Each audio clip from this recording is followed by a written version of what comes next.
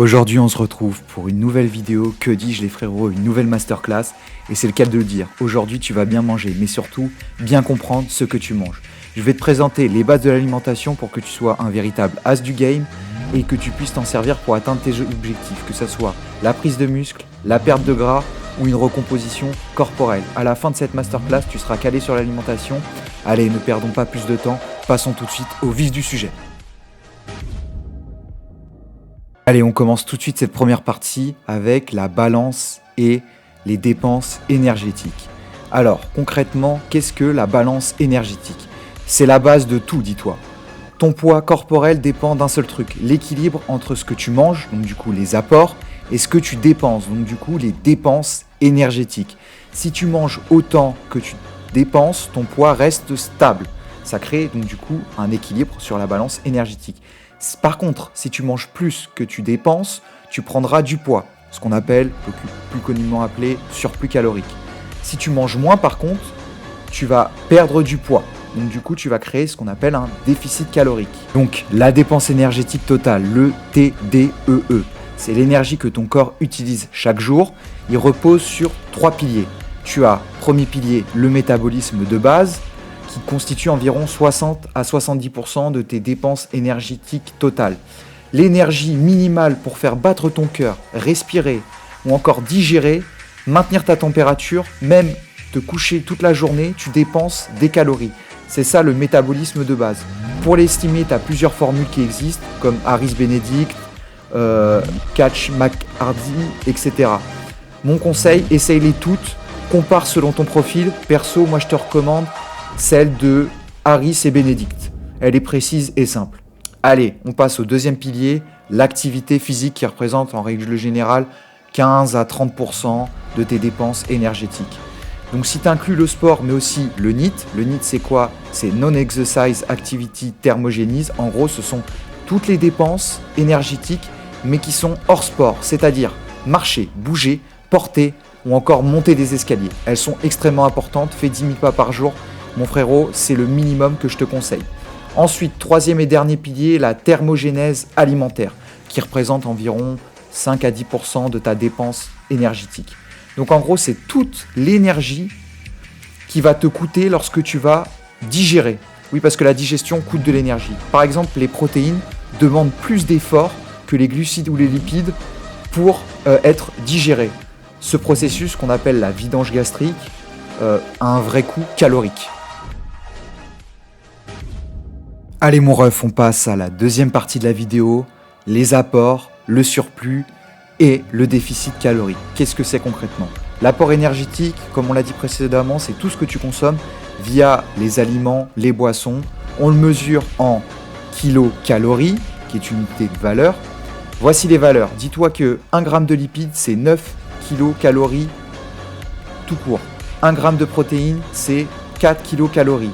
Et les glucides, pareil. 1 g de glucides, c'est 4 kilocalories.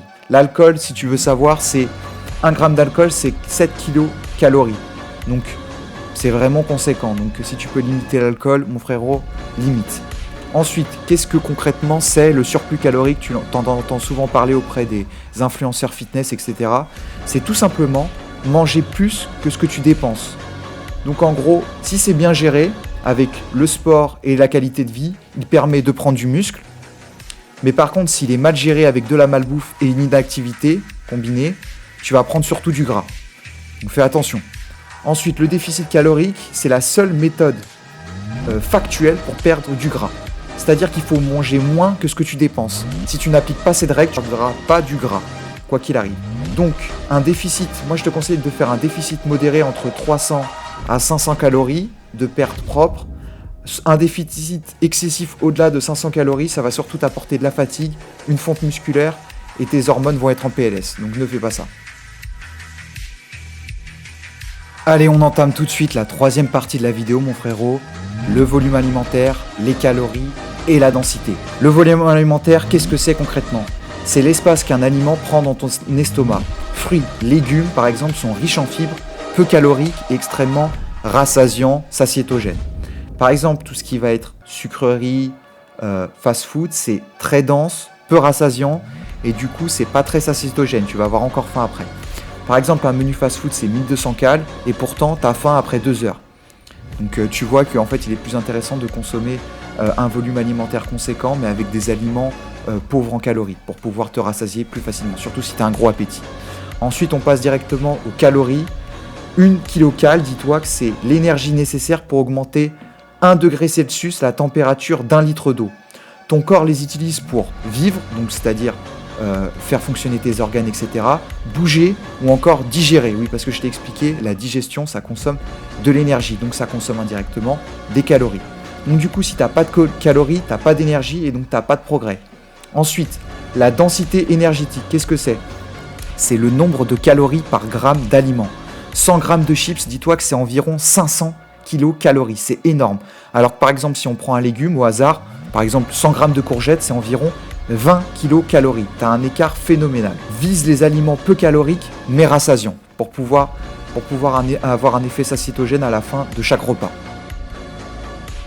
Quatrième partie de la vidéo, mon ref, macro, micro et la qualité alimentaire. Je te préviens, elle va être assez longue cette partie-là de la vidéo, mais elle est extrêmement importante et pertinente, donc reste attentif. Allez, on commence tout de suite avec les macronutriments. Donc macro gros, donc les gros nutriments. Merci, je sais qu'il y en avait à dire. Merci Captain Obvious, on le savait. Bouge pas, arrête de faire le prétentieux et écoute-moi. Donc les macronutriments, ce sont les 3 grandes familles qui te donnent de l'énergie. Donc parmi ceux-là, tu as les protéines, les glucides et les lipides. À quoi servent les protéines ? Tu as dû en entendre parler, la construction musculaire, mais aussi ça te fournit des enzymes et les hormones. Sources, tu vas les retrouver globalement dans ce que j'appelle VPO, viande, œufs, poisson, qui vont être globalement ce qu'on appelle grossièrement des protéines complètes, ok ? Mais tu peux les retrouver aussi dans des protéines végétales comme les légumineuses, haricots, pois chiches, lentilles, etc. Par contre là ça va être des protéines incomplètes. Quand je dis complète et incomplète, complète ça veut dire qu'elles possèdent tous les acides aminés essentiels et incomplète ça veut dire qu'elles n'ont pas tous les acides aminés essentiels. Mais ça, on verra ça dans une prochaine vidéo, avec une vidéo dédiée uniquement aux protéines. Tu verras, c'est pour une prochaine masterclass, mon frérot. Ensuite, tu as les glucides, qui va être globalement le carburant rapide pour le cerveau et les muscles. Tu vas le retrouver dans les fruits, les légumes, globalement, le miel, ou sinon, par exemple, dans des dattes, dans des sucres naturels. Ensuite, tu vas avoir les lipides, extrêmement importants, qui vont être essentiels pour tes hormones. Le cerveau, la construction de tes membranes cellulaires, parce que tes membranes cellulaires sont constituées de phospholipides, qui sont littéralement, tu l'as entendu, phospholipides. Tu vas les retrouver dans, par exemple, les huiles végétales, l'huile d'olive, l'huile de lin, l'huile de noix. Tu vas les retrouver aussi dans les poissons gras, très important, harengs, maquereaux, sardines, excellent pour la santé. Les oléagineux, noix, cacahuètes, noix du Brésil, à la totale, et même les avocats. Ensuite, on va passer aux micronutriments. Alors eux, ils sont un peu particuliers parce qu'ils ne t'apportent pas de calories, mais par contre, ils sont indispensables. Donc parmi ces micronutriments, tu as les vitamines et les minéraux.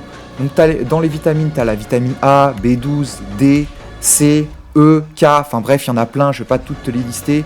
Vitamine B12, globalement, tu vas la retrouver dans les produits animaux, viande, poisson, œufs. La vitamine C classique, les agrumes, citron, pamplemousse, orange, kiwi aussi. La vitamine A, les carottes globalement et le foie aussi un petit peu. La vitamine E, ça va être dans les oléagineux et les huiles comme je t'ai expliqué précédemment.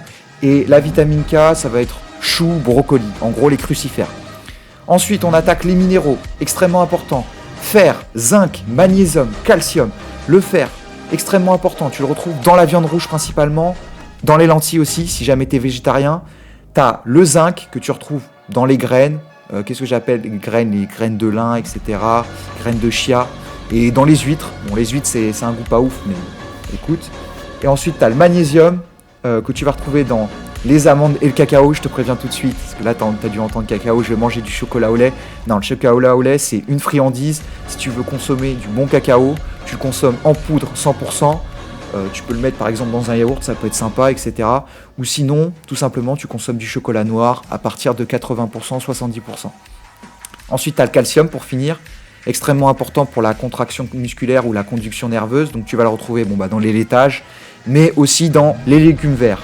Tu as déjà dû entendre si tu as une carence. Si tu as une carence en micronutriments, qu'est-ce que ça va engendrer? Une baisse de l'immunité, une fatigue, des troubles musculaires et une performance réduite. Donc là, je parle surtout aux sportifs. Donc très important de consommer des micronutriments. Donc allez les chercher dans les fruits, dans les légumes, dans les oléagineux, bref. Ensuite, leur rôle dans l'alimentation. Alors selon ton objectif, ça va varier. Mais globalement pour la santé, c'est important d'avoir un équilibre, de consommer un maximum de produits bruts et variés.